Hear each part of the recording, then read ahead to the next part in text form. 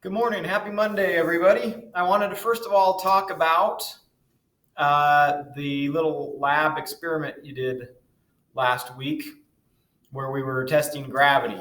Now, if you remember, you took two pieces of paper that were identical,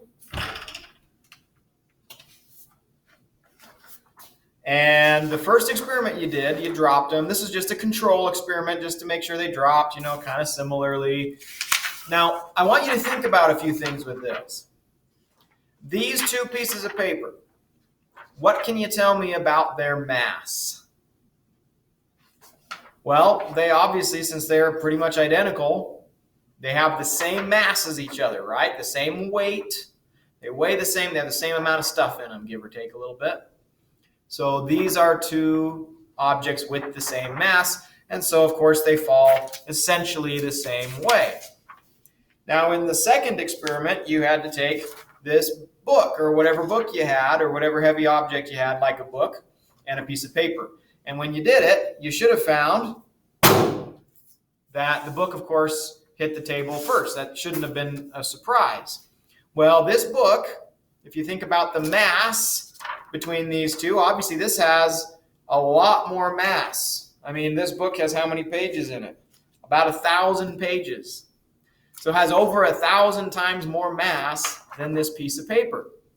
So you might think, well, that means gravity's pulling on it more than this.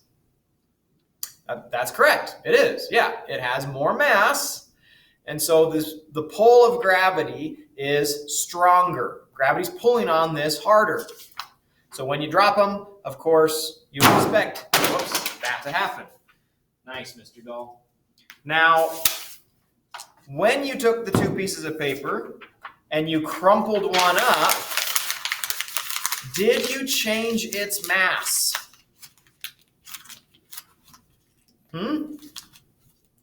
No, you didn't. The mass is exactly the same as it was. You've changed the shape of it, but that's the only thing you've changed. You crumpled it up. These two pieces of paper, if you talk about the mass, still have the same mass. Gravity is pulling on them the same. So when I drop them, why is it that this one falls more quickly? If we do this experiment, take the book, hold it the same height as the ball. Again, this has 1,000 times more mass than this. So how come they fall at the same speed now? Gravity is pulling on this one way more than this. Well, the reason that these fall at a different speed, as most of you figured out, is because of the air. Because there's this force pulling down, right? Which is gravity. Let's come up to the whiteboard here. Gravity is pulling down on that. See if I can line this up here. Gravity is pulling down on that object. But that is not the only force acting on it. There's air. And the air sort of tries to float the thing up, right? There's resistance as it comes down, and it catches that paper and makes it do this. So this is a force, and this is a force acting this way. Well, when you crumple that paper up into a ball, you reduce the amount of surface area that it can catch, right? So the air resistance is very small. So the only real force at that point is gravity and a tiny, tiny bit of air resistance because you've changed the shape. You've made it what we call more aerodynamic. I'm sure you've heard that word before. We use it when we talk about cars and airplanes and things. It's basically how easily it cuts through the air resistance, right? Due to the shape. It slices through the air better. Now, the book just isn't flimsy, right? It's heavy enough and it's sturdy enough that the air resistance doesn't affect it nearly as much as the piece of paper. So it also cuts through the air. So when you do this and you reduce the air resistance, when you take air resistance out of the equation, they fall at pretty much the same speed, right? And interestingly, when you do this, remember you did this experiment, if you could get it to work, you put the book on top of, or the paper on top of the book with no edges hanging off as much as you can, and you drop it. Well, you can get that flat piece of paper to fall at the same speed as the book too, because it doesn't catch the air, right? The book protects it from the air resistance. So then you watched those videos of them dropping the hammer and the feather on the moon. Well, what do you know about the moon? Is there air there? No. Is there gravity there?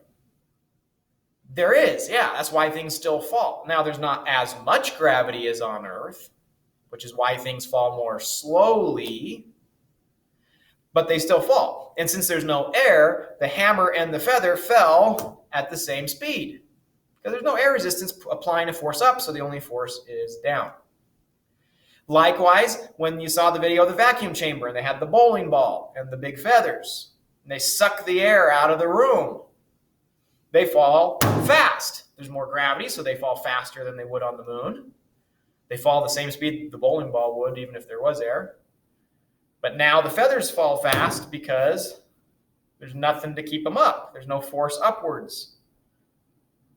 And so they fall at the same speed. So the interesting point with all of those videos was this idea that even though objects are very, very different masses, they will fall at the same speed. A guy named Galileo came up with this. He said if I drop two objects that are different masses but that are the same shape, they will fall at the same speed. He used cannonballs. Two different mass cannonballs off of a tower, they would fall at the same speed. Same idea here, right? Two very different masses. If you change the shape of this so that it cuts through the air, they fall at the same speed. Well, why is that? I just told you that there's more mass, and therefore gravity is pulling harder on this than this. So if gravity is pulling harder on this and not as hard on this because it's lighter, well, then why on earth would they fall at the same speed without air? Gravity's pulling harder on this. It's not pulling as hard on this one. So why does that happen?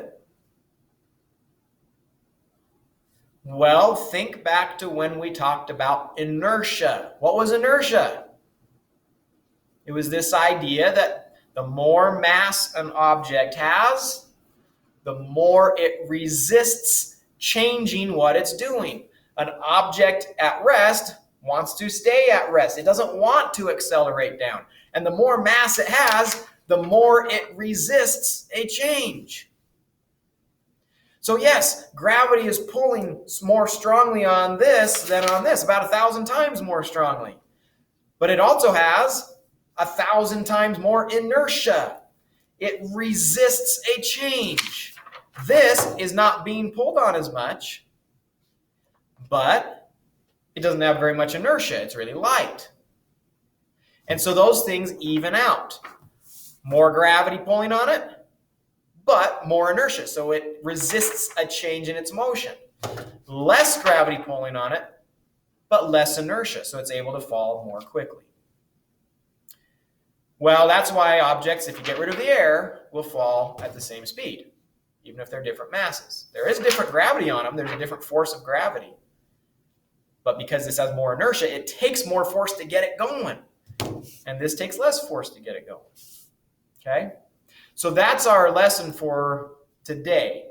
There's a couple things I need you to do after you watch this video.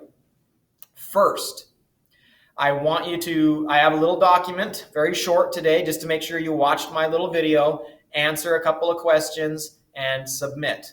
Just be worth a few points. I want to make sure you've actually watched this and understand what we've talked about. Second, I'm putting up some videos about a slinky drop. You're going to watch this. You're going to see that they take a slinky and they're going to hold it here and they're going to drop it, and you want to see how it falls, okay? I want you to think about whether if you take a slinky and you hold it like this and you drop it, would it all fall together? Would it fall and collapse at the same time? Would it all fall and not collapse until it hits the ground? Would it pull back up and fall? Or would it maybe meet in the middle and then fall? I want you to think about what would happen, and then watch those videos and pay attention to what's going on. And we'll talk about what you see there later this week. Okay? So you've watched this video, answer the few questions, and then watch the videos about the Slinky drop. And that's it for today. Check back on Wednesday. As always, I have a Zoom meeting today at 10 if you want to talk, and on Wednesday at 10. And then just get caught up on assignments. I'm mostly caught up on grading. I haven't moved everything over to SIS yet, but I've got most things over there except for the ones that were due on Friday. I'll move those over today and tomorrow. And otherwise, I'm pretty caught up there. If you have questions, email me, and I will talk to you guys again later.